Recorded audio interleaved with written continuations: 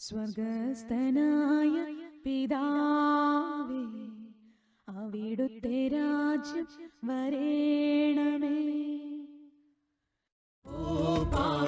ആത്മാവേ പരന്നിറങ്ങിയിടണേ, നിൻ വിശുദ്ധി എന്റെ വൃത്തി ഇന്നു നീ നിറയ്ക്കണേ. ആഗോളസഭയിലെ ഈ തിങ്കളാഴ്ച 16-ാമത്തെ ആഴ്ച ഓർഡിനറി ടൈം, ഇന്ന് തിരുസഭ നമ്മുടെ മുമ്പിൽ കൊണ്ടുവരുന്നത് പാപത്തിൽ ജീവിച്ച് യേശുക്രിസ്തുവിൻ്റെ സാന്നിധ്യത്തിലൂടെ വിശുദ്ധിയിലേക്ക് കടന്നു വന്ന മേരി ഓഫ് മഗ്ദലന മറിയത്തെ ഒരു വിശുദ്ധിയായിട്ട് സഭ കാണണം. കാരണം മാനസാന്തരത്തിൻ്റെ ഒരു മുഖമാണ് മേരി മഗ്ദലനയിലൂടെ പരിശുദ്ധാത്മാവ് നമ്മുടെ മുമ്പിലേക്ക് സഭയിലൂടെ ഈ ദിവസം കൊണ്ടുവരുന്നത്. എത്ര വലിയ പാപിയാണെങ്കിലും ദൈവം, ഈശോ പറഞ്ഞ വാക്ക്, ഞാൻ വന്നത്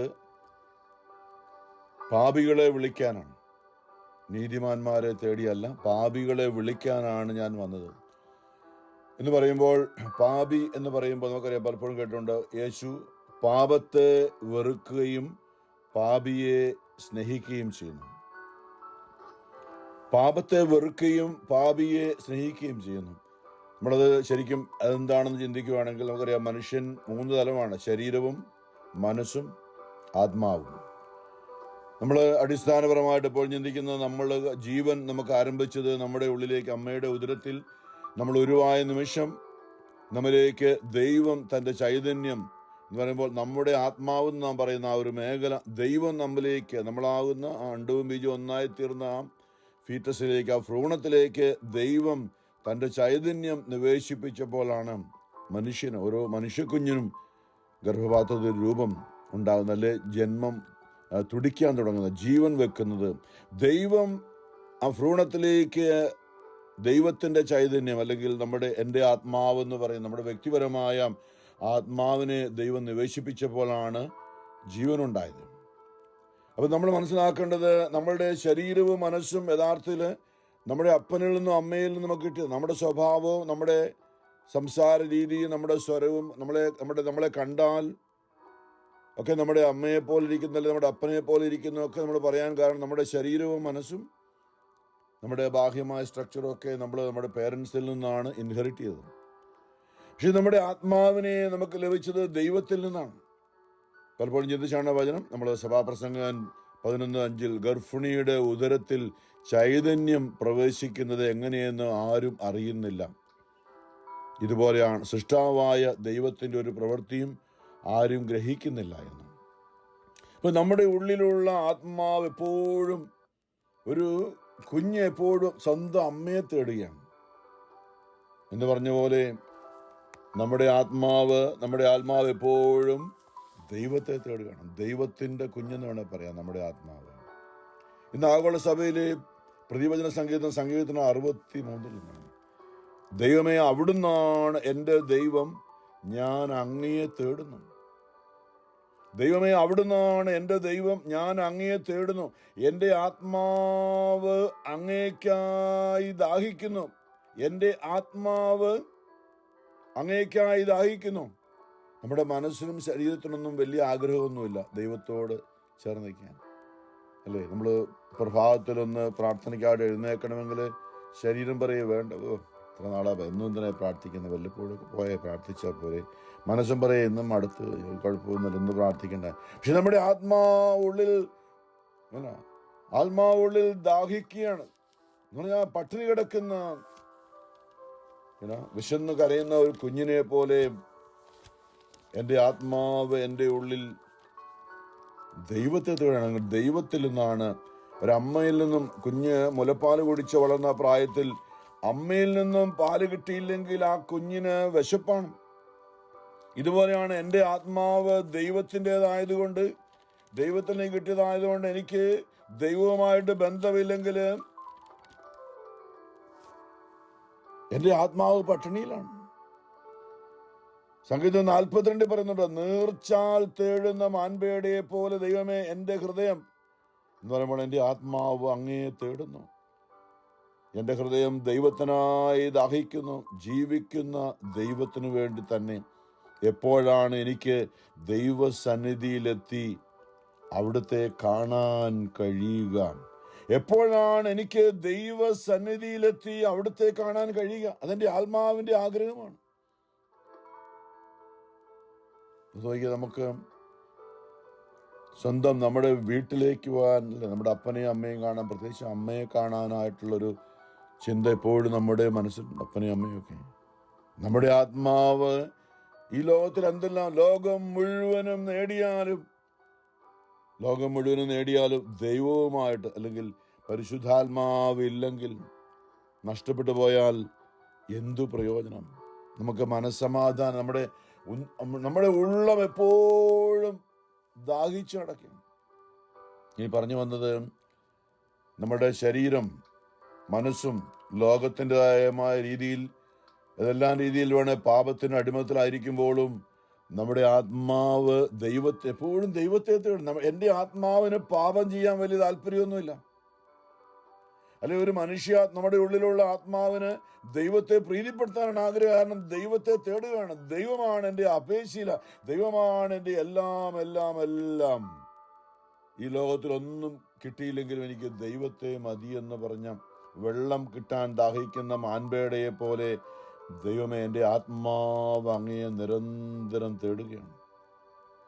അപ്പോൾ ദൈവം ഒരു പാപിയെ നോക്കുമ്പോൾ കാണുന്നത് ദൈവത്തെ എതിർക്കുന്ന അവരുടെ ശരീരത്തിന്റെയും മനസ്സിന്റെയും പ്രവൃത്തി ആ വ്യക്തിയിലുണ്ടെങ്കിലും ആ വ്യക്തിയിലുള്ള കരയുന്ന കുഞ്ഞിനെ പോലെ ദൈവത്തെ തേടുന്ന ആത്മാവിനെ ദൈവം നിരന്തരം കാണുകയാണ്. ദൈവത്തിന് കാണാവുന്നത് കൊണ്ട്, ദൈവത്തിന്റെ ആത്മീയ ജ്ഞാനം കൊണ്ട് കാണാവുന്നത് കൊണ്ട് ഒരു പാപിയെ കണ്ടാൽ അതിന്റെ പിറകെ പോവുകയാണ് ദൈവം. ആ പാപിയുടെ ഉള്ളിൽ ഇരുന്നു കൊണ്ട് ആത്മാവ് കരയാണ്, എന്നെ കൈവിടരുതേ, എന്നെ ഉപേക്ഷിച്ചു പോകരുതേ. അതുകൊണ്ട് സങ്കീർത്തനം 51 നമ്മൾ വായിക്കുമ്പോൾ അത് കാണാൻ സാധിക്കും. ദൈവമേ, നിർമ്മലമായൊരു ഹൃദയം എനിക്ക് തരണമേ, അങ്ങയുടെ സന്നിധിയിൽ നിന്നും എന്നെ തള്ളിക്കളയരുതേ. അങ്ങയുടെ പരിശുദ്ധാത്മാവിനെ ദൈവമേ, അങ്ങയുടെ സാന്നിധ്യം ഒരു അമ്മയുടെ കയ്യിൽ കുഞ്ഞായിരിക്കുന്ന പോലാണ്. നിന്റെ പരിശുദ്ധാത്മാവ് എന്നിലുള്ളപ്പോൾ എൻ്റെ ആത്മാവ് സന്തോഷിക്കുകയാണ്. എന്നാൽ ഞാൻ പാപം ചെയ്തപ്പോൾ, ദുഷ്ടാത്മാവ് എൻ്റെ ഉള്ളിൽ കയറിയപ്പോൾ എൻ്റെ ആത്മാവിലേക്ക് കടന്ന് എൻ്റെ ആത്മാവിനെ കെട്ടിയിട്ടു, പട്ടിണിക്കിട്ടു. എൻ്റെ ആത്മാവ് ഉള്ളിൽ ബന്ധിതമാണ്. ഇതുകൊണ്ടാണ് ഈശോ പറഞ്ഞത്, ലോകത്തിലേക്ക് ഈശോ എന്തിനാ വന്നത്? സാത്താൻ ഇങ്ങനെ കെട്ടിയിട്ടിരിക്കുന്ന ആത്മാക്കളെ അഴിച്ചുവിടാനായിട്ടാണ് ഈശോ വന്നത് എന്ന് പലപ്പോഴും ഈശോ പറഞ്ഞിട്ടുണ്ട്. കഴിഞ്ഞ 18 വർഷമായി സാത്താൻ ബന്ധിച്ചിട്ടിരുന്ന അബ്രാഹത്തിന്റെ മകളായ ഇവളെ ഞാൻ ഇന്ന് ഈ സാബത്ത് ദിനത്തിൽ അഴിച്ചുവിടേണ്ടതല്ലോ എന്ന് കൂനുള്ള ഒരു സ്ത്രീയെ സാബത്ത് ദിവസം സുഖപ്പെടുത്തിയപ്പോൾ ഈശോ ചോദിക്കുന്നു. ഈശോയുടെ ഓരോ പ്രവൃത്തി അതായിരുന്നു. ലൂക്കാ 4 ഈശോ പറയുന്ന വാക്കുണ്ട്, ബന്ധിതർക്ക് മോചനം നൽകാനും അടിച്ചമർത്തപ്പെട്ടവർക്ക് സ്വാതന്ത്ര്യം നൽകാനും അന്ധർക്ക് കാഴ്ച നൽകാനും കർത്താവിന് സ്വീകാര്യമായ വത്സരം പ്രഘോഷിക്കുവാനും അവിടുന്ന് എന്നെ അയച്ചിരിക്കുന്നു. യെശയ്യാ പ്രവാചകൻ 61 അധ്യായത്തിൽ പ്രവചിച്ച പ്രവചനമാണ് യേശു പറഞ്ഞത്. എന്നിലൂടെ അതിനുവേണ്ടിയാണ് ഞാൻ അയക്കപ്പെട്ടിരിക്കുന്നത് യേശു വെളിപ്പെടുത്തുകയാണ്. അപ്പൊ നമ്മുടെ ഉള്ളിൽ നമ്മുടെ ആത്മാവിനെ, നമ്മുടെ ശരീരവും മനസ്സും സാത്താൻ കീഴ്പ്പെടുത്തിയിട്ട് അല്ലെ, നമുക്ക് പള്ളിയിൽ പോകണമെങ്കിൽ നമുക്ക് നമ്മുടെ മനസ്സിൽ തോന്നണം, നമ്മുടെ കൈയും കാലും ഒക്കെ നടന്നു വേണം പള്ളിയിൽ പോകാൻ. നമ്മുടെ മനസ്സും ശരീരവും സഹകരിക്കുന്നില്ലെങ്കിൽ നമ്മുടെ ആത്മാവിന് ദൈവത്തെ കിട്ടുന്നില്ല. മനസ്സിലാക്കണം. പലപ്പോഴും വീണ്ടും ഇടയ്ക്ക് നമ്മൾ ഓർക്കുന്ന ഒരു വചനമുണ്ടല്ലോ, റോമർ 12:1-2. എന്താ ആരാധന എന്ന്? യഥാർത്ഥ ആരാധന എന്ന് പറയുമ്പോൾ നമ്മുടെ ശരീരവും മനസ്സും ദൈവത്തിന് വിട്ടുകൊടുത്തുകൊണ്ട്, നമ്മുടെ ശരീരവും മനസ്സും പൂർണ്ണമായും ദൈവത്തിന്റെ കരങ്ങളിൽ സമർപ്പിതമാകുമ്പോൾ നമ്മുടെ ശരീരത്തിന്റെയും മനസ്സിന്റെയും മേഖല ദൈവത്തിന് സമർപ്പിക്കുന്നതിനാണ് ആരാധന എന്ന് പറയുന്നത് യഥാർത്ഥത്തിൽ. അല്ലെ, നമുക്ക് വേണേ ദേവാലയത്തിൽ പോയി നമ്മുടെ ശരീരം മുട്ടുകുത്തി നിന്നുകൊണ്ട് നമ്മൾ വിശുദ്ധ കുർബാനയുടെ മുമ്പിൽ നമ്മൾ നിൽക്കുന്നു. നമ്മുടെ മനസ്സിൽ ദൈവമേ അനുഗ്രഹിക്കണമേ എന്ന് പറയുന്നു. ഈ 2 മേഖല കഴിയുമ്പോൾ എന്താ, നമ്മുടെ ആത്മാവിലേക്ക് ദൈവം കടന്നു വരികയാണ്. ആമേൻ, ഹല്ലേലൂയ.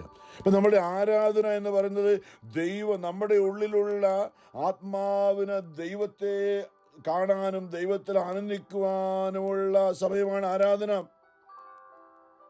ദൈവത്തോടൊപ്പം ആയിരിക്കാനും ദൈവത്തില് ആനന്ദിക്കുവാനും നമ്മുടെ ആത്മാവിന് സാധിക്കുന്നതിനാണ് ആരാധന എന്ന് പറയുന്നത്. ഈശോ തന്നെ പറഞ്ഞത്, യഥാർത്ഥ ദൈവം ആത്മാവാണ്, യഥാർത്ഥ ആരാധകർ ദൈവത്തെ ആത്മാവിലും സത്യത്തിലും ആരാധിക്കുന്നു. നമുക്ക് വേണമെങ്കിൽ നമ്മുടെ ആത്മാവിനെ ഇതിലൊന്നും ചേർക്കാം. നമുക്ക് വേണേ നമ്മുടെ ശരീരവും മനസ്സും കൂടെ ഇതിൽ പറഞ്ഞ് അവരുടെ ഹൃദയം, അവരുടെ ബാഹ്യമായ അവരുടെ അധരം കൊണ്ട് മാത്രം അവരെന്നെ സ്തുതിക്കുന്നു. അവരുടെ ഹൃദയമോ എന്നിൽ നിന്നും വളരെ ദൂരെയാണ്. അങ്ങനെയും ചെയ്യാം. നമുക്ക് പള്ളിയിൽ പോകാം, എല്ലാ കാര്യങ്ങളും ചെയ്യാം. പക്ഷെ നമ്മുടെ ആത്മാവിലേക്ക് ദൈവം കടന്നു വരാൻ അനുവദിക്കുക. കേട്ടോ, അത് മാത്രം വേണ്ട, അത്രയൊന്നും പോകേണ്ട ആവശ്യമില്ല. പള്ളിക്കുള്ള കാശൊക്കെ കൊടുത്തേക്കാം. പിന്നെ അച്ഛനെ കാണിക്കാൻ വല്ലപ്പോഴും നമുക്ക് സംസാരിച്ചേക്കാം. അതിൻ്റെ പിന്നെ എനിക്കിഷ്ടമുള്ള പോലെ ഞാൻ ജീവിക്കും. എൻ്റെ ആത്മാവ് അതൊന്നും വേണ്ട. എൻ്റെ ആത്മാവിലേക്ക് ദൈവത്തെ പൂർണ്ണമായൊരു അനുതാപമോ മനസ്സോ അതിൻ്റെ ഒന്നും ആവശ്യം എനിക്കില്ല. എവിടെയാണ് ഈശോ പറഞ്ഞത് കർത്താവിന് ഏറ്റവും വെറുപ്പുള്ള കാര്യം? കാരണം എൻ്റെ ആത്മാവിനെ കെട്ടിയിട്ടിട്ട് ഞാൻ പള്ളിയിൽ പോകുമ്പോൾ കർത്താവിന് എന്നോട് ഏറ്റവും വലിയ വെറുപ്പാണ്. ഒന്നുകിൽ നീ ചൂടോ അല്ലെങ്കിൽ നീ തണുപ്പോ ഉള്ളവനായിരുന്നു എന്ന് ഞാൻ ആഗ്രഹിക്കുന്നു. ചൂടെന്ന് പറയുമ്പോൾ എൻ്റെ ആത്മാവിന് ദൈവത്തെ വേണമെന്നുള്ള ആഗ്രഹം എൻ്റെ ശരീരവും മനസ്സും മനസ്സിലാക്കി പൂർണ്ണമായും ശരീരവും മനസ്സും ആത്മാവും കൂടെ ദൈവസന്നിധിയിൽ ദൈവത്തിന് അടിയറ വെച്ചുകൊണ്ട് ജീവിക്കുന്ന, ആത്മാവിൽ ആരാധിക്കുന്ന ഒരു അവസ്ഥയാണ് ഞാൻ ചൂടുള്ള അവസ്ഥ. തണുപ്പുള്ള അവസ്ഥ എന്ന് പറഞ്ഞാൽ എനിക്ക് ദൈവത്തെക്കുറിച്ച് അറിവ് പോലുമില്ല. ദൈവത്തെക്കുറിച്ച് അല്ലെ പരിശുദ്ധാത്മാവിനെ കുറിച്ച് എഫേസൂസിലെ സഭയിൽ ഉൾനാടുകളിലേക്ക് പൗലോസ് ചെന്നപ്പോൾ ചോദിച്ചു, അല്ലെ പൗലോസ് ചെന്നപ്പോൾ ചോദിച്ചു, നിങ്ങൾ പരിശുദ്ധാത്മാവിനെ സ്വീകരിച്ചു? അപ്പോൾ അവർ പറഞ്ഞു, ഞങ്ങൾ അങ്ങനെ ഒരു സാധനം ഉണ്ടെന്ന് കേട്ടിട്ട് പോലും. എന്തായി പരിശുദ്ധാത്മാവ്? ഉള്ളൊരു കൊർന്നേലിയോസിന്റെ വീട്ടിൽ പത്രോസ് ചെന്ന് കഴിഞ്ഞപ്പോൾ യേശുവിനെ കുറിച്ച് പ്രസംഗിച്ചു കഴിഞ്ഞപ്പോൾ, യേശു നൽകുന്ന രക്ഷയെക്കുറിച്ച് പറഞ്ഞു കഴിഞ്ഞപ്പോൾ, അവൻ നൽകുന്ന പരിശുദ്ധാത്മാവിനെ കുറിച്ച് പറഞ്ഞു കഴിഞ്ഞപ്പോൾ അവരെല്ലാം ശ്രദ്ധയോടെ അവരുടെ ശരീരവും മനസ്സും അവരുടെ പത്രോസിന് മുമ്പിലേക്ക്, ആ വചനത്തിന് മുമ്പിൽ അടിയറ വെച്ചപ്പോൾ അവരുടെ ഉള്ളിലേക്ക് പരിശുദ്ധാത്മാവ്, അവരുടെ ആത്മാവ് സന്തോഷിക്കുകയാണ്. അവരെല്ലാം അന്യഭാഷകളിൽ സംസാരിക്കാൻ തുടങ്ങി. അപ്പോൾ ഈ അന്യഭാഷ സംസാരിക്കുന്നത് എന്താണ് യഥാർത്ഥത്തിൽ നമ്മൾ ചിന്തിക്കുമ്പോൾ? നമ്മുടെ ആത്മാവിന്റെ സ്വരമാണ്. നമ്മുടെ ആത്മാവിന്റെ സ്വരമാണ് അന്യഭാഷ എന്നാണ് പൗലോസ് നമ്മളെ പഠിപ്പിക്കുന്നത്. നമ്മുടെ ആത്മാവിന്റെ സ്വരമാണ്. അത് നമുക്കാർക്കും മനസ്സിലാകില്ല, ഏത് ഭാഷയാന്ന് പോലും അറിയില്ല. നമുക്ക് വേണേ പ്രാർത്ഥന കാണാതെ പഠിച്ച പ്രാർത്ഥനയെല്ലാം പുസ്തകത്തിൽ നിന്നൊക്കെ വായിക്കാം പ്രാർത്ഥന. പക്ഷേ നമ്മുടെ ആത്മാവ് പ്രാർത്ഥന ഏറ്റെടുക്കുന്നതിനാണ് അന്യഭാഷ എന്ന് പറഞ്ഞു, ഗിഫ്റ്റ് ഓഫ് ടങ്സ് എന്ന് പറഞ്ഞു. നമ്മൾ മനസ്സിലാക്കണം. നമ്മുടെ ആത്മാവ് ഏറ്റെടുക്കുകയാണ്. റോമർ 8:26 പറഞ്ഞത്, വീണ്ടും വണ്ണം പ്രാർത്ഥിക്കേണ്ടത് എങ്ങനെയെന്ന് നമുക്ക് അറിവില്ലാത്തതിനാൽ നമുക്ക് പ്രാർത്ഥിക്കാൻ അറിയില്ല, പ്രാർത്ഥന അറിയില്ല. പക്ഷെ നമ്മുടെ ആത്മാവ് ആ പ്രാർത്ഥന, നമ്മുടെ ആത്മാവ് അല്ലെങ്കിൽ കുഞ്ഞ്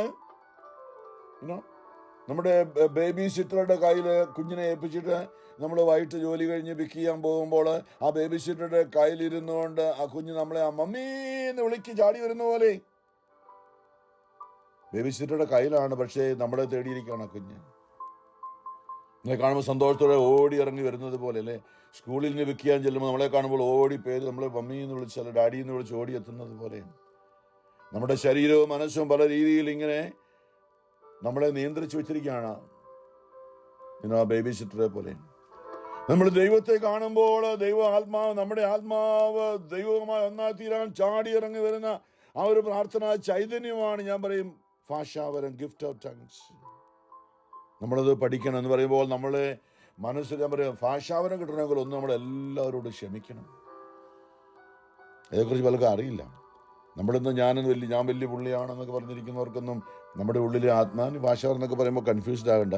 അത് നമ്മുടെ ആത്മാവിൻ്റെ സ്വരമാണെന്ന് ഞാൻ പറഞ്ഞു. നമ്മുടെ ആത്മാവ് പ്രാർത്ഥിക്കുന്നതാണ്. റോമർ 8:26 വീണ്ടും വണ്ണം പ്രാർത്ഥിക്കേണ്ടത് എങ്ങനെയെന്ന് നമുക്ക് അറിവില്ലാത്തതിനാൽ അവാച്യമായ നെടുവീർപ്പുകളാൽ ആത്മാവ് ദൈവത്തോട് നമുക്ക് വേണ്ടി മാധ്യസ്ഥം വഹിക്കുന്നു. നമുക്ക് പ്രാർത്ഥിക്കാൻ അറിയില്ല, ദൈവമേന്ന് വിളിക്കാൻ അറിയില്ല, ഭാരമായിരിക്കാം, ദുഃഖമായിരിക്കാം, കുറ്റബോധമായിരിക്കാം, പ്രാർത്ഥനയില്ല. അവിടെ നമ്മുടെ ആത്മാവ് എന്താ അവാച്യമായ നെടുവീർപ്പുകൾ. ഞാൻ പറയും, നമ്മളിൽ നിന്ന് ഉയരുന്ന നെടുവീർപ്പുകളുണ്ടല്ലോ, നമ്മുടെ ദീർഘനിശ്വാസം എന്ന് പറയുന്നത്. ശ്രദ്ധിച്ചിട്ടുണ്ടോ? ദീർഘനിശ്വാസം ഉതിരാത്ത ഏത് വ്യക്തിയാണ് ഭൂമിയിലുള്ളത്? പ്രത്യേകിച്ചും ഭാരങ്ങളും പ്രയാസങ്ങളും ഏറുമ്പോൾ ഉള്ളിൽ നിന്നും ഉയർന്ന് അല്ലേ, ഭാരപ്പെട്ട് പ്രയാസപ്പെട്ടിരിക്കുമ്പോൾ, ആർക്കും നമ്മളെ ആശ്വസിപ്പിക്കാൻ കഴിയാത്തപ്പോൾ, നമ്മുടെ ആത്മാവ് ദൈവത്തെ നമ്മുടെ ഉള്ളിൽ നിക്ഷേപിച്ചിരിക്കുന്ന നമ്മുടെ ആത്മാവ്, നമ്മുടെ ശരീരവും മനസ്സും സഹകരിക്കാത്തപ്പോൾ പോലും നമ്മുടെ ആത്മാവ് ഉള്ളിൽ നിന്നും ദൈവത്തെ വിളിക്കുന്ന ഒരു പ്രാർത്ഥനയാണ് നമ്മുടെ നെടുവീർപ്പുകൾ. അതിൻ്റെ ഒരു ഉന്നതമായ അവസ്ഥയാണ് ഗിഫ്റ്റ് ഓഫ് ഭാഷാവർ എന്ന് ഞാൻ പറയുന്നൊന്നും മനസ്സിലാകല്ല. പക്ഷേ നമ്മുടെ ആത്മാവ് സ്വതന്ത്രമായി ദൈവത്തെ ഹൃദയം തുറന്നുകൊണ്ട് എന്നോട് ചോദിച്ചാൽ ഞാൻ പറയും, ഞാൻ ഏറ്റവും കൂടുതൽ സന്തോഷിക്കുന്നത് ഭാഷാവരത്തിൽ പ്രാർത്ഥിക്കുമ്പോഴാണ്. ഉള്ളം ജ്വലിക്കുകയാണ്. ആ സമയത്ത് പല കാര്യങ്ങൾ നടക്കുന്നത് ഞാൻ കണ്ടിട്ടുണ്ട്. കാരണം നമ്മുടെ ആത്മാവ് ദൈവത്തിൻ്റെതാണ്. ദൈവത്തിൻ്റെ ആത്മാവ് നമ്മുടെ ആത്മാവ്, അതായത് പരിശുദ്ധാത്മാവിനോട് നമ്മുടെ ആത്മാവ് അല്ലെ, നമ്മുടെ അമ്മയുടെ ഉദരത്തിൽ ഉരുവാക്കിയപ്പോൾ നമ്മൾ നിക്ഷേപിച്ച നമ്മുടെ ആത്മാവ് ദൈവത്തോട് ചേർന്ന് നിന്നുകൊണ്ട് നമ്മളെ സഹായിക്കുന്ന ഒരു പ്രാർത്ഥനയാണ്. ഈശോ പറഞ്ഞത്, യഥാർത്ഥ ആരാധകർ ദൈവ ആത്മാവാണ്. യഥാർത്ഥ ആരാധകർ ദൈവത്തെ ആത്മാവിലും സത്യത്തിലും ആരാധിക്കട്ടെ. സത്യം എന്താ? അവിടുത്തെ വചനമാണ് സത്യം.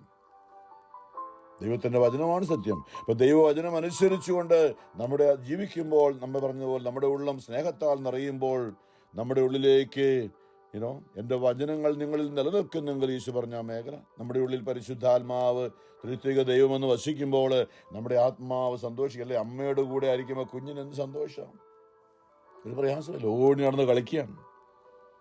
നമ്മുടെ ആത്മാവിൽ പരിശുദ്ധാത്മാവ് ഉള്ളപ്പോൾ, അല്ലേ, നമ്മുടെ ഉള്ളിൽ പരിശുദ്ധാത്മാവ് ഉള്ളപ്പോഴാണ് നമ്മുടെ ആത്മാവ് അപ്പാ ഡാഡി. റോമർ 8:14-15 പരിശുദ്ധാത്മാവിലൂടെ അല്ലാതെ ആർക്കും ദൈവത്തെ അപ്പാ പിതാവേ എന്ന് വിളിക്കാൻ പറ്റില്ല. പരിശുദ്ധാത്മാവ് ഉള്ളിരുന്നുകൊണ്ട് എൻ്റെ ഈശോയേ, എൻ്റെ രക്ഷക, എൻ്റെ കർത്താവേ, എന്നെ സഹായിക്കുന്നവനെ എന്ന് 1 കൊരിന്ത്യർ 12 പറയുന്നുണ്ട്. പരിശുദ്ധാത്മാവിലൂടെ അല്ലാതെ ആർക്കും യേശു അപ്പച്ചാ, എൻ്റെ കർത്താവേ എന്ന് യേശുവിനെ വിളിക്കാൻ പറ്റില്ല. നമ്മളത് അറിയണം. നമ്മൾ ചിന്തിക്കുന്ന പോലെയൊന്നും അല്ല കാര്യങ്ങൾ. അപ്പോൾ ഞാൻ ഈ പറഞ്ഞു വന്ന ഈ പാപത്തിൻ്റെ അടിമത്തത്തിൽ ജീവിച്ചിരുന്ന ഒരു പാപിനിയായ സ്ത്രീ, വേറെ പലയിടത്തും പറയുന്ന പല രീതിയിലാണ്. അവളിൽ നിന്നാണ് യേശു 7 പിശാചുക്കളെ പുറത്താക്കിയെന്നാണ് ഈ മഗ്ദലന മറിയത്തെക്കുറിച്ച് പറയുന്നത്. സഭയുടെ പഠനങ്ങളിൽ അവളെക്കുറിച്ച് പറയുന്നത് അപ്പസ്തോലന്മാരുടെ അപ്പസ്തോല എന്നാണ്. കാരണം 12 അപ്പസ്തോലന്മാരെക്കാൾ കൂടുതലായി അവളുടെ പേര്, ഈ മഗ്ദലന മറിയത്തിന്റെ പേര് 12 പ്രാവശ്യം ബൈബിളിൽ എഴുതി വെച്ചിട്ടുണ്ട്. ഇവളുടെ പേര് ഇവള് ചെയ്ത് പല രീതിയിൽ പറഞ്ഞിട്ടുണ്ട്. ഇവള് ചെയ്ത് സുവിശേഷം പ്രസംഗങ്ങളിൽ നിന്നെല്ലാം പ്രഘോഷിക്കപ്പെടുമെന്നും സൂചിപ്പിച്ചിട്ടുണ്ട്. അവളെക്കുറിച്ച് പല തരത്തിലുണ്ട്. അവളൊരു പാപിനിയായ സ്ത്രീ ആയിരുന്നു എന്ന് പറയുന്നുണ്ട്, പല രീതിയിൽ പറയുന്നുണ്ട്. പക്ഷേ ഒരു കാര്യം നമുക്കറിയാം, യേശുവിന്റെ കുരിശിന്റെ ചൂടിൽ അവൾ ഉണ്ടായിരുന്നു. പരിശുദ്ധ കന്യാമറിയത്തോട് ചേർന്ന് അവൾ നിന്നിരുന്നു. അവൾ കർത്താവ് കുരിശിൽ പിടഞ്ഞു മരിക്കുന്നത് കണ്ടു നിന്ന ഒരു സ്ത്രീയാണ്. പിന്നെ സാബത്ത് ദിവസം അവനെ അടക്കിയപ്പോൾ വേണ്ട രീതിയിലുള്ള വിധിപ്രകാരമുള്ള അനുഷ്ഠാനങ്ങൾ നടത്താൻ പറ്റാഞ്ഞതുകൊണ്ട് അവന്റെ കല്ലറയിലേക്ക് ആരും അറിയാതെ ഒറ്റയ്ക്ക് വരുന്ന, അല്ലേ, ഞായറാഴ്ച ദിവസം അവൻ ഉയർക്കുമെന്ന് പലപ്പോഴും യേശുവിന്റെ കൂടെ നടന്ന സ്ത്രീ. പിന്നെ പറയുന്നുണ്ട്, ഭക്തസ്ത്രീകളുടെ സമൂഹത്തിൽപ്പെട്ടവളായിരുന്നു അവള്. കാരണം യേശുവിനെ അറിഞ്ഞു കഴിഞ്ഞപ്പോൾ, അല്ലെങ്കിൽ ദൈവസ്നേഹത്തിലേക്ക് വന്നു കഴിഞ്ഞപ്പോൾ, പിന്നെ കർത്താവിന്റെ ശുശ്രൂഷയുടെ ഭാഗമായിട്ട് അവൾ മാറി. അവൾക്ക് സമ്പത്തുണ്ടായിരുന്നു പറയുന്നുണ്ട്. അപ്പൊ അവളുടെ സമ്പത്തൊക്കെ യേശുവിന്റെ ഈ ചെലവിന് വേണ്ടിയൊക്കെ അവൾ ചെലവഴിച്ചിരുന്നെന്നാണ് പറയുന്നത്. ഇതിൽ ഏറ്റവും പ്രധാനമായി നമ്മൾ കാണുന്നത് യേശുവിൻ്റെ ഉത്ഥാനം അവളാണ് ആദ്യം തിരിച്ചറിഞ്ഞത്. അവളെയാണ് യേശു മറിയം എന്ന പേര് വിളിച്ചുകൊണ്ട്, ഗുരുവേ എന്ന് വിളിച്ചുകൊണ്ട് എന്നിട്ട് അവളാണ് ഓടിച്ചെന്ന് അപ്പസ്തോലന്മാർ പറയുന്നത്, അവനെ ഞാൻ കണ്ടു, അവൻ എന്നെ പേര് ചൊല്ലി വിളിച്ചു.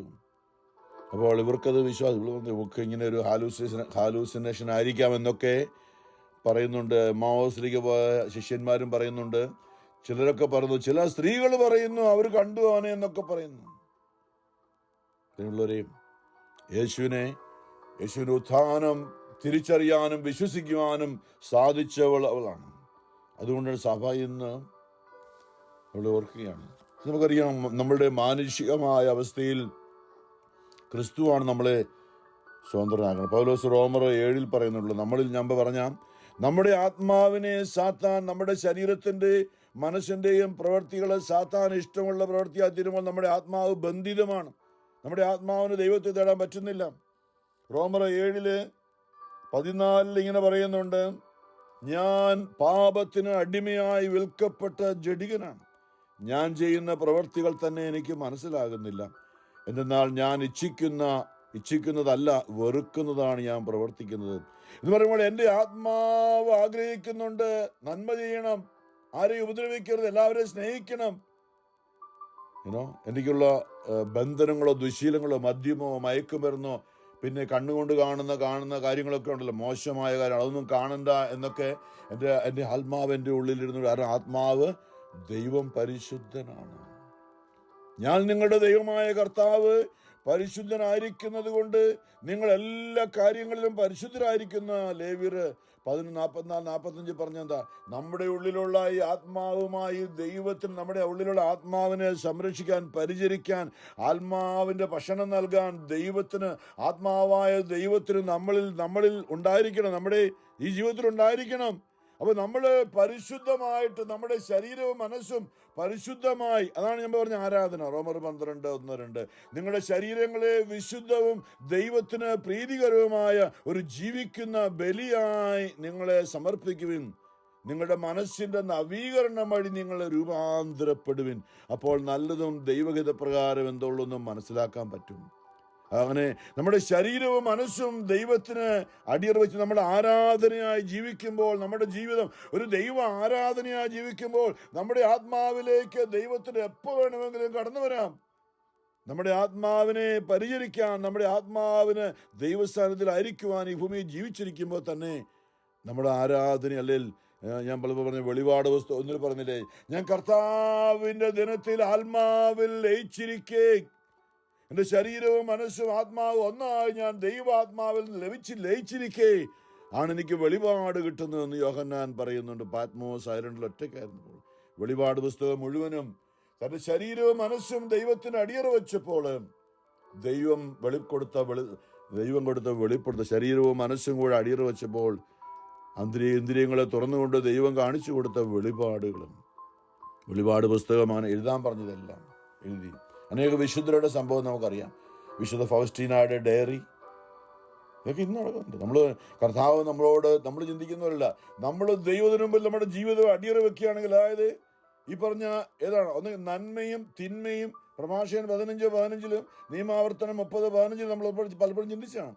നന്മയും തിന്മയും ഞാൻ നിങ്ങളുടെ മുമ്പിൽ വെച്ച് ഇഷ്ടമുള്ളത് നിങ്ങൾ തിരഞ്ഞെടുത്തോളൂ. നന്മ തിരഞ്ഞെടുക്കുകയാണെങ്കിൽ അത് നമ്മുടെ യഥാർത്ഥ ആരാധന എന്ന് പറയും. ദൈവം നമ്മുടെ കൂടെ ആയിരിക്കാനായിട്ട് നമ്മൾ നന്മ തിരഞ്ഞെടുക്കുന്നു. എല്ലാവരെയും സ്നേഹിക്കാനും എല്ലാവരോടും ക്ഷമിക്കാനും കരുണ കാണിക്കാനും ഒക്കെ നമ്മൾ തീരുമാനം എടുക്കണം. നമ്മൾ തന്നെ ചെയ്യണം, വേറെ ആരും ചെയ്ത് നമ്മൾ തീരുമാനം എടുക്കണം. ഇനിയും ഞാൻ ആരോടും വഴക്കുണ്ടാക്കിയില്ല, ഇനി ഞാൻ അഹങ്കാരത്തോടെ പെരുമാറിയില്ല, ഞാൻ ആരോടും ദേഷ്യപ്പെട്ട് സംസാരിക്കുകയില്ല, ദൈവത്തിന്റെ സഹായം തേടി ഞാൻ എളിമയിൽ വസിക്കുമെന്ന് തീരുമാനം നമ്മൾ എടുക്കുമ്പോൾ ദൈവാത്മാവ് നമ്മളിലേക്ക് വരികയാണ്. അനുതാപമുള്ള ഹൃദയത്തിലേക്കാണ്.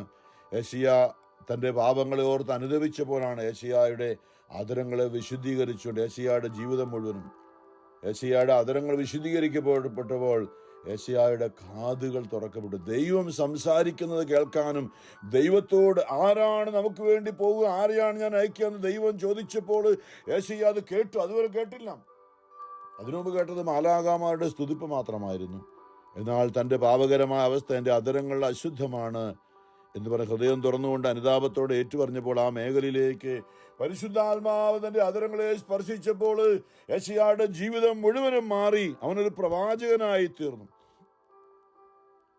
നമ്മുടെയൊക്കെ ജീവിതത്തിൽ ചില തലക്ക ദോഷങ്ങൾ, ചില ദേഷ്യമായിരിക്കാം, മുൻകോപമായിരിക്കാം, വാശിയായിരിക്കാം, വൈരാഗ്യമായിരിക്കാം, ജഡിക പാപങ്ങളായിരിക്കാം, കണ്ണിലൂടെ കാണുന്ന അശുദ്ധിയായിരിക്കാം, കണ്ണുകൊണ്ട് കാണുന്ന മ്ലേച്ഛമായ കാര്യങ്ങൾ കാണുന്ന ആ സ്വഭാവമായിരിക്കാം. നമ്മളത് അടിയറ വെക്കണം. ദൈവം, ഈ മേഖല എനിക്ക് വിടുതൽ ആവശ്യമാണ്. ഈ മഗ്ദലന മറിയം യേശുവിൽ ആശ്രയിച്ചതുപോലെ ഏതവസ്ഥയിൽ അവളെക്കുറിച്ച് പല രീതിയിൽ പറയുന്നുണ്ട്. അവള് പാപിനിയായ സ്ത്രീ എന്നൊക്കെ പറയുമ്പോൾ അവളുടെ ജീവിതം യേശുവിലൂടെ പൂർണ്ണമായിട്ടും വിശുദ്ധീകരിക്കും. അതാണ് ഈ പൗലോസ് പറഞ്ഞത്, നന്മ ചെയ്യാൻ ആഗ്രഹിക്കുന്നെങ്കിലും അത് നമ്മൾ പറയണം, കർത്താവ് എനിക്ക് നന്മ ചെയ്യാൻ ആഗ്രഹമുണ്ട്, പക്ഷെ ഞാൻ എപ്പോഴും ഇങ്ങനെ ആയിപ്പോവുകയാണ്. എന്നിട്ട് പറയണം, ഇച്ഛിക്കുന്ന നന്മയല്ല, ഇച്ഛിക്കാതെ തിന്മയാണ് ഞാൻ പ്രവർത്തിക്കുന്നത്. ഞാൻ ഇച്ഛിക്കാത്തത് ഞാൻ ചെയ്യുന്നെങ്കിൽ അത് ചെയ്യുന്നത് ഒരിക്കലും ഞാനല്ല, എന്നിൽ വസിക്കുന്ന പാപമാണ്.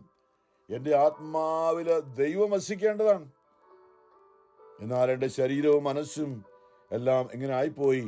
എൻ്റെ ഉള്ളിൽ ഇപ്പം ദുഷ്ടാരൂപിയാണ്, തിന്മയാണ് എന്നിൽ വസിച്ചുകൊണ്ട് എൻ്റെ ആത്മാവിനെ കെട്ടിയിട്ടിക്കണം. ബന്ധനം കെട്ടിയിട്ടിക്കണം. പ്രാർത്ഥിക്കാൻ പറ്റുന്നില്ല, പള്ളിയിൽ പോകാൻ പറ്റുന്നില്ല, കുമ്പസാരിക്കാൻ വിശ്വാസമല്ലോ, ഇതൊക്കെ ചുമ്മാ തട്ടിപ്പാണ്, ഇതെല്ലാം കളിപ്പീരാണെന്നൊക്കെ പറയുന്ന ആ ഒരു ഈ ലോകത്തിൻ്റെ ദേവൻ എൻ്റെ ആത്മാവിനെ കെട്ടിയിട്ടിക്കാൻ എനിക്ക് അനങ്ങാൻ പറ്റുന്നില്ല, അല്ലേ? കൈയും കാലും കെട്ടിയിട്ട് കണ്ണും ഒരു ടവലും കൊണ്ട് വലിച്ചു കെട്ടിയിട്ട് വായിലൊരു ടേപ്പ് ഒട്ടിച്ച് വെക്കുവാണെങ്കിൽ പിന്നെ എങ്ങനെയാണ് നമുക്ക് അനങ്ങാൻ പറ്റുന്നത്? കെട്ടിയിട്ടിരിക്കുകയാണ്. ഇതുപോലെയാണ് സാത്താൻ നമ്മളുടെ ആ കണ്ണിനെ അന്ധമാക്കി, നമ്മുടെ ആദരങ്ങളെ കെട്ടിയിട്ട് ബന്ധിച്ച് ടേപ്പ് ഒട്ടിച്ച് വെച്ച പോലെ ആയിട്ട് നമ്മുടെ ശരീരം മുഴുവൻ കെട്ടിയിട്ടിട്ട് നമുക്ക് പ്രാർത്ഥിക്കാൻ പറ്റുന്നില്ല, നമുക്ക് പള്ളിയിൽ പോകാൻ പറ്റുന്നില്ല, കുമ്പസാരിക്കാൻ പറ്റുന്നില്ല.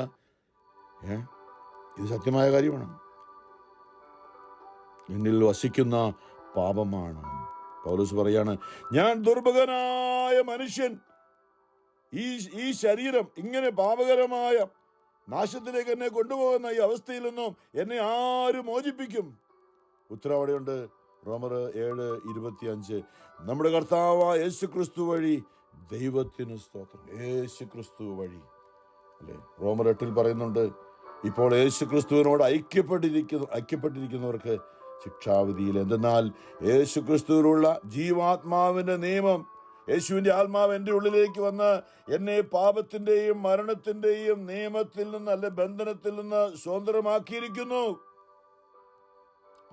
നമ്മൾ ഈ ഭൂമിയിൽ ഇത് അറിയണം. നമുക്ക് ലഭിക്കാനുള്ള എന്തുമാത്രം അനുഗ്രഹങ്ങളാണ് സാത്താൻ തടഞ്ഞു വെച്ചിരിക്കുന്നത്. നമുക്ക് കിട്ടാനുള്ള ഏതെങ്കിലും ലോകത്തിന്റെ ഏതെങ്കിലും, അല്ലെ, ആനുകൂല്യങ്ങൾ കിട്ടാനായിട്ട് തടഞ്ഞു വെച്ചിരിക്കുകയാണ്. നമ്മൾ അടങ്ങിയിരിക്കുവോ? എങ്ങനെയെങ്കിലും സ്വന്തമാക്കാൻ നമ്മൾ ശ്രമിക്കും. എന്തുകൊണ്ട്? നമുക്ക് ലഭിക്കേണ്ട ദൈവാനുഗ്രഹങ്ങൾ നമ്മുടെ മക്കൾക്കും നമ്മുടെ കുടുംബത്തിനും നമുക്കും നിത്യതയും സ്വർഗം മുഴുവനും നമുക്ക് വേണ്ടി തന്നിരിക്കുകയാണ്. അത് സ്വന്തമാക്കാൻ പറ്റാതെ സാത്താൻ തടഞ്ഞു വെച്ചിരിക്കുകയാണ്. എന്തുകൊണ്ട് നമ്മളത് അറിയുന്നില്ല? നമുക്ക് പോരാട്ടം ഉണ്ടെന്നാണ്, ഈ സാത്താനോടുള്ള പോരാട്ടം നമുക്ക് ഉണ്ട്. അത് പക്ഷെ ദൈവത്തിന്റെ പരിശുദ്ധാത്മാവ് നമ്മളെ സഹായിക്കും. ആത്മാവ് നമ്മുടെ ഉള്ളിൽ വസിച്ചുകൊണ്ട്. ഇന്ന് ഒന്നാമത്തെ വായനയിൽ 2 ഓപ്ഷനുണ്ട്. ഞാൻ അടുത്ത് പൗലോസ്ലിയ എഫേസ്യസുകാർക്ക് എഴുതിയ, അല്ല, കൊരിന്തോസുകാർക്ക് എഴുതിയ 2 കൊരിന്തോസ് 5 ഒരു ഓപ്ഷൻ കൊണ്ടാണ് അടുത്ത. 2 കൊരിന്തോസ് 5:14. ഒരുവൻ എല്ലാവർക്കും വേണ്ടി, അതായത് യേശു ക്രിസ്തു എല്ലാവർക്കും വേണ്ടി മരിച്ചുവെന്നും അതിനാൽ എല്ലാവരും മരിച്ചുവെന്നും ഞങ്ങൾക്ക് ബോധ്യമുള്ളതിനാൽ. അതിനർത്ഥം ഇതാണ്, നമ്മളിലെ പാപത്തെയാണ് യേശു കുരിശിൽ തറച്ചത്. ഓർത്തു വെക്കണം, യേശുവിന്റെ ശരീരമാണ്. യേശു പൂർണ്ണ ദൈവവും പൂർണ്ണ മനുഷ്യനുമാണ്. അപ്പൊ യേശുവിന്റെ മാനുഷികമായ ശരീരത്തില് എൻ്റെ പാപങ്ങളെ എന്നെ യേശുവിനോട് ചേർത്ത് വെച്ചുകൊണ്ട് എന്നിലെ പാപത്തെയാണ് യേശു കുരിശിൽ തറച്ചത്. ക്രിസ്തുവിന്റെ സ്നേഹം ഞങ്ങൾക്ക് ഉത്തേജനം നൽകുന്നു. ജീവിക്കുന്നവർ ഇനിയും തങ്ങൾക്ക് വേണ്ടി ജീവിക്കാതെ തങ്ങളെ പ്രതി മരിക്കുകയും ഉയർക്കുകയും ചെയ്തവന് വേണ്ടി ജീവിക്കേണ്ടതിനാണ് അവിടുന്ന് എല്ലാവർക്കും വേണ്ടി മരിച്ചത്. അതിനാൽ ഇപ്പോൾ മുതൽ ഞങ്ങൾ ആരെയും മാനുഷികമായ എന്ന് പറയുമ്പോൾ മഗ്ദലന മറിയം ഒരു വേശ്യയായിരുന്നു, ഒരു പാപിയായിരുന്നു എന്ന് ഞാൻ കാണുന്നില്ല. ഞാനിപ്പോൾ അവളെ ആത്മീയമായി കാണുകയാണ്. അവളൊരു വിശുദ്ധിയാണ്. യേശു ക്രിസ്തുവിനോട് ചേർന്നപ്പോൾ നമുക്കും ആ ഒരു വിളിയുണ്ട്. ഒരിക്കൽ ഞങ്ങൾ മാനുഷികമായ കാഴ്ചപ്പാടിൽ ക്രിസ്തുവിനെയും വീക്ഷിച്ചിരുന്നു, മറ്റുള്ളവരെയും വീക്ഷിച്ചിരുന്നു. ഇനി ഒരിക്കലും അങ്ങനെ ചെയ്യുകയില്ല. ക്രിസ്തുവിലായിരിക്കുന്നവന് പുതിയ സൃഷ്ടിയാണ്. ക്രിസ്തുവിലായിരിക്കുന്നവൻ ഇപ്പോൾ വിശുദ്ധയാണ്. യേശു ക്രിസ്തു എല്ലാവരെയും സ്നേഹിക്കുന്നു. നമ്മൾ പറഞ്ഞു, ഒരു പാപിയുടെ ഉള്ളിലുള്ള ആത്മാവ് കർത്താവിനെ നോക്കി ഒരു മറ്റുള്ളവരോട് നമ്മൾ ക്ഷമിക്കേണ്ടതിൻ്റെ ആവശ്യത ഇതാണ്. നമ്മളവരെ തള്ളിക്കളഞ്ഞു. കാരണം എന്താ? അവർ ശരിയല്ല എന്ന് പറയുമ്പോൾ അവരുടെ ശരീരം, പക്ഷെ അവരുടെ ഉള്ളിൽ ആത്മാവ് നിലവിളിക്കണം, എന്നെ കൈവിടരുതേ എന്ന്. അതാണ് മറ്റുള്ളവരോട് ക്ഷമിക്കുമ്പോഴാണ് ദൈവത്തിന് നമ്മളോട് ഏറ്റവും കൂടുതൽ സ്നേഹമുള്ളത്. മറ്റുള്ളവരോട് ക്ഷമിക്കുമ്പോഴാണ് ദൈവത്തിന് നമ്മോട് ഏറ്റവും സ്നേഹമുള്ളത്. കാരണം ബൈബിളിലെ ഏറ്റവും ശക്തമായൊരു വചനമാണ് മത്തായി 5:43-45 വരെ. എന്താ പറഞ്ഞത്? ശത്രുക്കളെ സ്നേഹിക്കുവിൻ എന്ന് പറയുമ്പോൾ എന്നെ പീഡിപ്പിക്കുന്ന ഒരു വ്യക്തിയുടെ ഉള്ളിലുള്ള ആത്മാവ് അതിൽ സഹകരിക്കുന്നില്ല. ആ ആത്മാവ് എന്നെ നോക്കി പറയാണ്, എന്നെ ഉപേക്ഷിക്കരുതേ. എൻ്റെ ശരീരവും മനസ്സും, എൻ്റെ വായിൽ കൊണ്ട് എന്തൊക്കെയോ നിങ്ങളെ ചീത്ത പറഞ്ഞു, എൻ്റെ കൈ കൊണ്ട് ഞാൻ നിങ്ങളെ ഉപദ്രവിച്ച് കാണും, എൻ്റെ ഒത്തിരി പ്രവൃത്തികൾ നിങ്ങൾക്ക് എതിരായത്, പക്ഷേ ഞാനതിൽ പങ്കെടുത്തിട്ടില്ല കേട്ടോ. നമ്മുടെ ആ വ്യക്തിയുടെ ഉള്ളിൽ ആത്മാവ് നമ്മോട് പറയുന്ന ഇതാണ്. അതാണ് ദൈവം കാണും, ദൈവം കേൾക്കുന്നത്. അതുകൊണ്ടാണ് യേശു ആ പാപം ചെയ്യുന്ന വ്യക്തിയെ തേടിപ്പോയി. ആ വ്യക്തിയുടെ ഉള്ളിലുള്ള ആത്മാവിൻ്റെ നിലവിളി കേട്ടുകൊണ്ടാണ് ദൈവത്തെ തേടും. നമ്മൾ അറിയണം, ഈ അറിവുണ്ടെങ്കിലേ നമുക്ക് ഒരാളോട് ക്ഷമിക്കാൻ പറ്റൂ. പിതാവേ, അവരെന്താണ് ചെയ്യുന്നത് അവരറിയുന്നില്ല, അവരോട് ക്ഷമിക്കണമേ എന്ന് യേശു പറഞ്ഞത് അവരുടെ ഉള്ളിലുള്ള ആത്മാവ് അത് ചെയ്യുന്നില്ല. അവരുടെ ശരീരവും മനസ്സും സാത്താൻ ഏറ്റെടുത്തുകൊണ്ട് അവരെ കൊണ്ട് ചെയ്യിച്ചപ്പെടുന്നത് അവരല്ല അപ്പ പിതാവേ, അവരെന്താണ് ചെയ്യുന്നത് അവരറിയുന്നില്ല. സാത്താനാണത് അവരെ കൊണ്ട് ചെയ്യിക്കുന്നത്. അവരുടെ ആത്മാവിനോട് ക്ഷമിക്കണമേ കർത്ത. ആത്മാവിനെ വീണ്ടെടുക്കാനുള്ള, ആത്മാവിന് വേണ്ടിയുള്ള ദാഹം എനിക്ക് ദാഹിക്കുന്നു എന്ന് ഈശോ കുരിശിൽ കിടന്ന് പറഞ്ഞു. ഇങ്ങനെയുള്ളവരെയും നമുക്ക് കർത്താവിൽ ആശ്രയിക്കാം. അതെ, ഈശോ കുരിശിൽ മരിച്ചപ്പോൾ എന്താ നമ്മളൊക്കെ അറിയാം. കർത്താവിന് കൊളോസ്യർ 2 പറയുന്നുണ്ടല്ലോ, നാം അവനോട് ക്രൂശിക്കപ്പെട്ടു, അവനോടൊപ്പം സംസ്കരിക്കപ്പെട്ടു, മരിച്ചവരിൽ നിന്ന് അവനെ ഉയർപ്പിച്ച ദൈവത്തിന്റെ പ്രവർത്തനത്തിലുള്ള വിശ്വാസ നിമിത്തം നിങ്ങൾ അവനോടുകൂടെ ഉയർപ്പിക്കപ്പെടുകയും ചെയ്തിരിക്കുന്നു.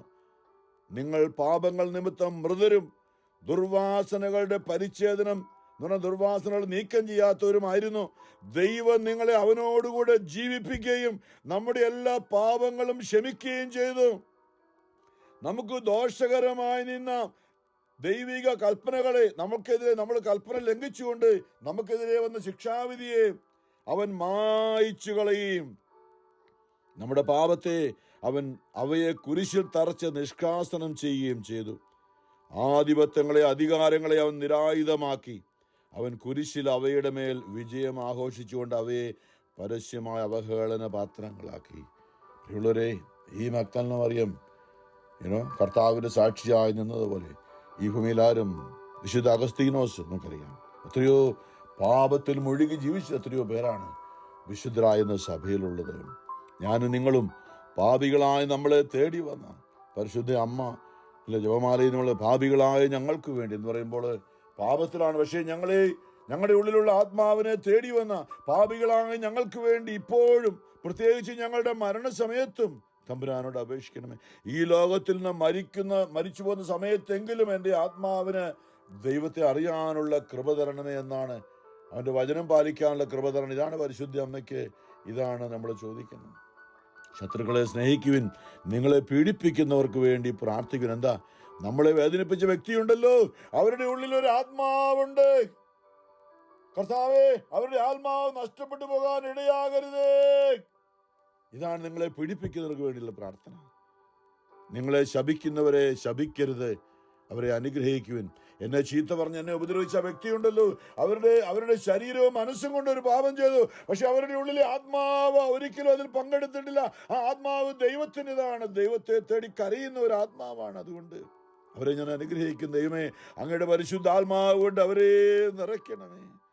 ഈ ഭൂമിയിൽ പാപികളായ നമ്മളെ തേടി വരുന്ന യോഹന്നാൻ 14:18 ഞാൻ നിങ്ങളെ ഒരിക്കലും അനാഥരായി വിട്ടുകളയില്ല, ഞാൻ നിങ്ങളുടെ അടുത്തേക്ക് വരുമെന്ന് പറഞ്ഞുകൊണ്ട് ഈ ഭൂമിയിൽ കൂദാശിയായി ഇന്നും വാനമേഘങ്ങളിൽ 2ാമത് എഴുന്നള്ളി വരുമ്പോൾ അവനെ കാണുന്നത് വരെയും അദൃശ്യനായ ഒരു വ്യക്തിയായി 2000 വർഷം മുമ്പ് ശരീരത്തിൽ നടന്ന യേശു ഇന്ന് ആത്മീയ വ്യക്തിയായി ഭൂമിയിലെ സഭയിൽ സന്നിഹിതനാണ്. പ്രത്യേകിച്ചും വിശുദ്ധ കുർബാന അവന്റെ സാന്നിധ്യമാണ്. തിരുവോസ്തി രൂപൻ ആത്മാവില് ശക്തനായ ദൈവമാണ്. അതെ, അവന്റെ സാന്നിധ്യമാണ്.